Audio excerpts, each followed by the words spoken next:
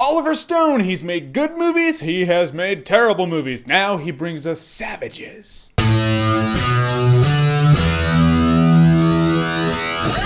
Savages. Alright, so Savages is the story of a trio. These two guys, one's this like really granola hippie botanist type, and the other is this soldier type who's like, alright, I'm gonna kick the shit out of everything. If that doesn't work, I'm going to shoot everything type. And they're both dating Blake Lively, and it's not like both dating as in she's dating him and she's dating him, but they don't know about it. No, it's like straight up Utah type shit where they all know about it and they're all cool with it. And that's when you know you've found a friend indeed. And these two guys have a specialty and a business in which they grow the best cannabis like ever made. And Selma Hayek's this Mexican cartel type. She sees what they do. She wants to become business partners with them. They say no, and so she kidnaps Blake Lively, and they get pissed. So they're gonna get her back by any means necessary. Now we have Savages, our movie. Alright, so how was Savages? It was actually pretty cool. I actually liked most of the performances in this movie. The one that I'm on the fence about is that one dude from John Carter. I'm pretty sure he did the Sam Worthington thing where he was like, alright, I filmed a movie. Now we need to lock down 3 more movies before that one movie gets released. That is how he has come out with 3 movies this year. Funny thing is, he worked for this movie. I'm not gonna say he doesn't bother me yet, because he's kind of like Kristen Stewart in the Snow White and the Huntsman movie. It's like, yeah, she worked for that movie, but I'm not gonna say, yeah, she's a good actress. I haven't seen that one movie that people say she's good in, so I'm still on the fence. Same goes with this John Carter guy in this movie. The granola kid guy, you know, like the pacifist hippie type, he was actually really cool. I liked him. Funny thing is, someone like that really shouldn't be in this line of work because crime and death is going to happen. And that's actually one of the elements of the movie that I really liked. It's the fact it's like, you need to get over yourself,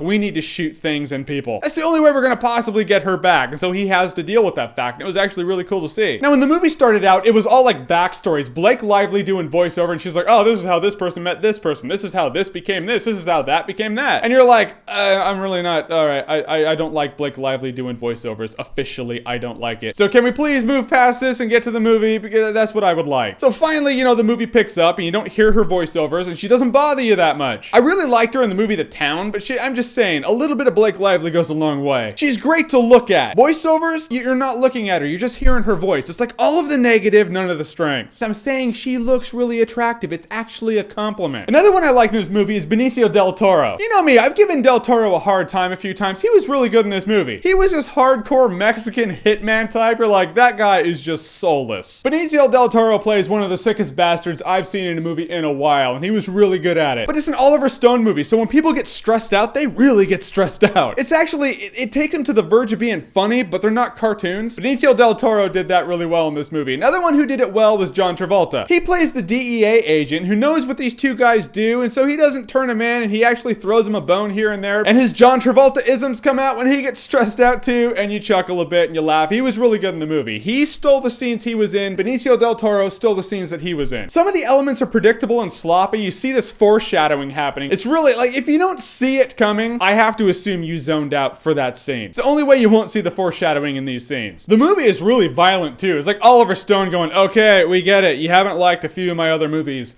Here. I'm not saying violence makes for good movies. I'm saying this movie being violent made it a better movie. And because most of us out there are not the kind of person who, you know, bangs a chick who's also banging your friend, we don't have these weird open love triangle situations happening in our lives. We don't really identify with these people. You're like, oh, okay, they took your slutty chick. You can get another one. But you know, in the end, it's like total love to them, and I get that. However, that's not what I thought about. That's not why I cared. It's when they started kicking ass that I really cared. However, the movie's going really good, and then the ending happens. You're like, no. I almost want to call this movie Mass Effect 3 because it was good until the end. There's no DLC for movies though. It just is what it is. It happened. Either it's a really cheap move and it's a cop-out and it irritates you, or it's just silly and it's a cheap end and it irritates you. In the end, minus the end, it's a really fun movie and a really cool movie. Savages is a strong good time, no alcohol required. I wanted to get it to Blu-ray, but didn't quite get there. So what is your favorite Oliver Stone movie, and is there one of the past decade? Whatever it is, comment below, let me know. And as always, if you like what you've seen here and you want to see more, click right here to see more.